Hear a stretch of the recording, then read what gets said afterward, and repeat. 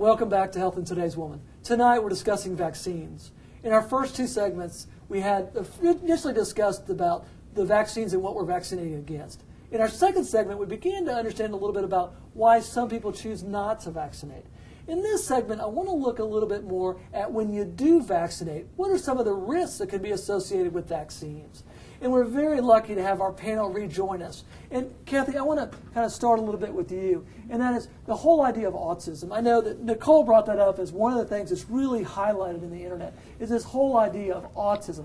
Can you give us a little bit of an understanding of where this all began? Where do we get here that autism was associated with vaccines? Yeah. Well, part of it's timing, because autism doesn't appear until the second year to a general eye. They're now getting developmentalists that can tell in a 2 or 4 month old by the way they interact. But it really takes a sophisticated developmental specialist to see it that young. So typical pediatricians like me or parents might have a symptom of it after 12 months. Okay. And the MMR is usually given at 12 to 15 months. Okay. And there are other vaccines given then. So I'm not quite sure initially why someone chose to grab that. But what happened was in England, there was a physician named Andrew Wakefield. And he published a paper in Lancet where he said he had 8 children, and they were autistic, and he had isolated measles virus from biopsying their bowel. Okay. And he was proposing that it was from the MMR, the vaccine has a live virus, and that had caused these children to be autistic. And it got published in Lancet. Now, of course, when it involves children, that hit the media. And he did 1,400 interviews in 2-3 years. Okay. They even made a movie with him, like he was being persecuted and followed by the pharmaceutical companies, and they were trying to silence him and tapping into his phone, and so he was playing like the conspiracy theory thing. Right. Well, now that all it's been elucidated, there was a reporter in England who really showed the true story, and then there was a huge court case in the United States, a class action lawsuit about measles, mumps, rubella, and autism. And what came out is Dr. Wakefield, who lost his medical license over all this, he didn't ask permission from the hospital to do the study. Oh, okay. He perforated one of the children's bowels in biopsying it, and they almost died. Oh, wow. And so I do studies, and you have to go through enormous committees. He didn't go through any and was doing unauthorized research. Okay. And then it turned out that half the children were actually of families that were trying to sue vaccine companies for the MMR causing autism.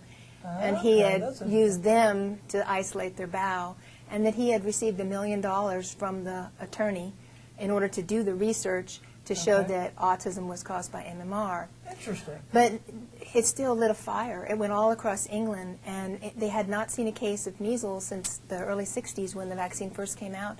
And measles is not cute. And they got hundreds of cases of measles, and 4 children died. No one had died of measles in forever. Okay. Because the vaccine rates dropped. Well, now all that he's been shown it's not true. They withdrew the article. The court has been exonerated.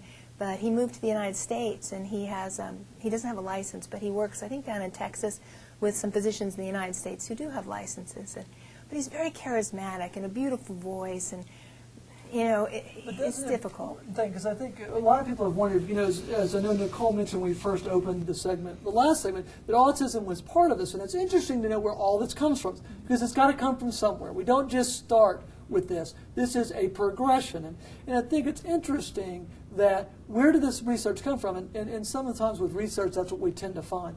What do y'all find? Are y'all finding that patients are concerned about autism? Derek, are you finding that your patients are concerned about this and choosing not to vaccinate, kind of like Nicole mentioned that?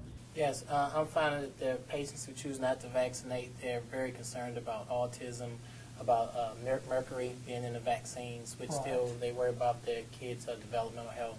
And so most of the parents that choose not to vaccinate, they're actually delaying it, or they're actually on an alternative schedule for vaccination.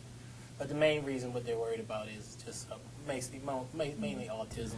And I have a great question, and anybody can answer this, but can you catch up?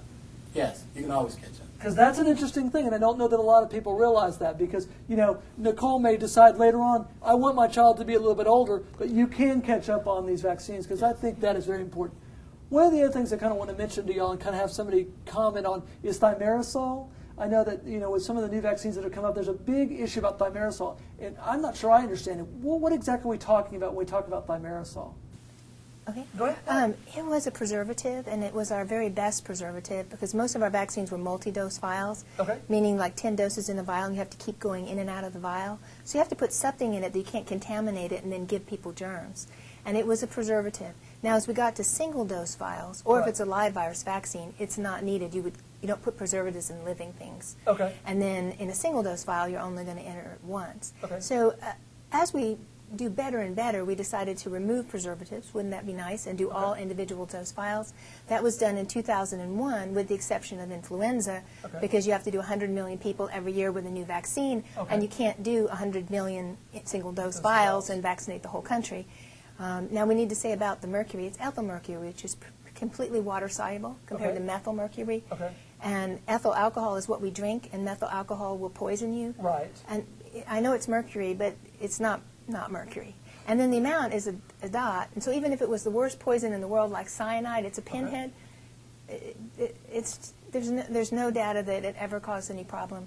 But we're always improving. They've been removed. It didn't change autism. I'm going to try and cut it here for a second because we have something that's very impressive, and I want to talk about. There's a book that you brought tonight that I really want you to talk a little bit about because I want patients can really learn about vaccines and autism. So I want to give you just a second to kind of explain this book, and we're going to put it up on the screen so that people can see it. But just a few seconds that we have left, can you just tell us what this book is? There's an incredible book called Autism's False Prophets by Paul Offit, who's a pediatrician and infectious disease expert out of Philadelphia. He decided to be a doctor after watching Iron Lungs. He was in the hospital with club feet and all these children on iron lungs, and he decided, I will find a cure for disease. And he made the cure. Rototec, the rotavirus vaccine you were talking about earlier, was what he developed, can save 500,000 children. But he will tell you every detail of the story about autism, thimerosal, every detail from the beginning to the end. And that's great. I want you all to realize that that's out there. We'll be right back after these messages.